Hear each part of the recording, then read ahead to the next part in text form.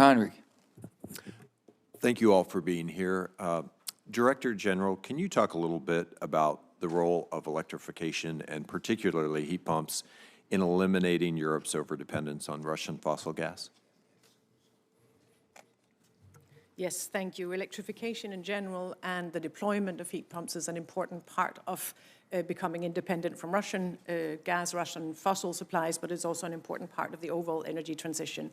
We're going to see a significantly increased electrification of our energy systems as a necessary part of the transition. It's going to rely on renewables, but also nuclear, as just discussed, and a move away from fossil. In that context, heat pumps are a very interesting option. We use about 1/3 of our natural gas to heat homes, and if we can replace just some of that with heat pumps, we're better off. In addition to that, heat pumps are significantly more energy efficient, so it's an overall saving as well as a saving in fossil. So that is part of our repower plan. We've got a heat pump plan to secure the fastest possible rollout of heat pumps. In some of our member states last year, and I can take one example, Poland, there was an increase of 120% in the installation of heat pumps last year. So quite an interesting example of the response to the crisis. Director General, with regard to ESG, which our chairman brought up, do you think that governments should dictate governance priorities for private businesses, or should we generally leave that to the market and to the boards of those businesses to make those decisions? Those decisions are business decisions, and for companies, the government role, the way we have approached it in Europe, is to set out guidance of what would we consider green investments. That's our taxonomy, but it's obviously for market operators. Basically a standard, and leave the decisions to the businesses themselves. Indeed, and not a binding standard, right. A type of guidance. Yeah. Dr. Light, U.S. utilities depend on imports of Russian-enriched uranium for about 20% of their needs in our fleet of commercial nuclear reactor plants.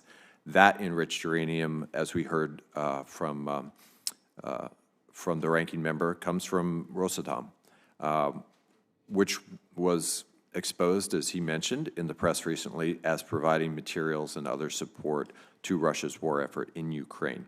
So in addition to a potential domestic ban on imports of Russian uranium, which I think is highly appropriate, what else could the U.S. be doing internationally to ensure that other nations don't indirectly support Russia's war effort through their nuclear sectors?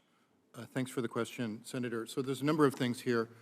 While it is true that, for example, let's take some of the legacy Soviet-built plants, right, in Eastern Europe that are dependent on a particular version of nuclear fuel, we are seeing U.S. providers, Westinghouse in particular, of moving into that market and trying to develop capacity there, and they've signed a number of MOUs, including with Ukraine, to help to displace that fuel, so that's a very good signal there.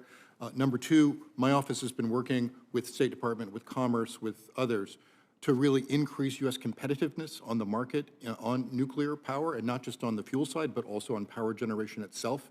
Very pleased to say that we just recently saw this great deal emerge between the U.S. and Poland to build their three of their first 6 civilian nuclear reactors, which is going to be a $45 billion deal, support 130,000 American jobs. And I think third, it is that supply chain at home, but also the supply chain in other countries where we can rely on them as good partners. So diversification doesn't only mean independence, but it also means having reliable partners around the world. And through different international forums, we are trying to create that capacity there so we can stand together against Russia. So we should leverage our allies to create Absolutely. that independence. Yeah, I think it's a great way of putting it. We have to leverage our allies. We have to leverage our relationships. That's why our engagement in the world on energy in the midst of a struggle or even outside the current energy struggle is so important. In June of last year, the Biden administration announced the Partnership for Global Infrastructure and Investment with the G7. As part of that initiative, our government provided $14 million to support the first of its kind deployment of NuScale Power's small modular reactor in Romania. What role do you see SMRs playing to support our EU allies' transition away from Russian fossil gas, Russian fossil fuels broadly, and what are the hurdles to SMR deployment in Europe that we may be able to assist with? So very quickly, this is the most exciting thing I think we have on the energy horizon right now, is the final emergence of SMRs as a real viable possibility. And I have to say, I've been absolutely impressed with the fact that The part of the world I've focused on the most with respect to who will deploy SMRs first is Eastern and Central Europe, and that was before the war started. So it's not only Romania, but it's interest in Bulgaria, it's interest in Poland, it's interest throughout the region where they have the expertise and the comfort of this kind of technology and seeing the advantages of SMRs, not only for electricity, but for district heating, for industrial decarbonization across the board. And we have many providers we've been incubating with your support for decades now, and they're ready to unleash.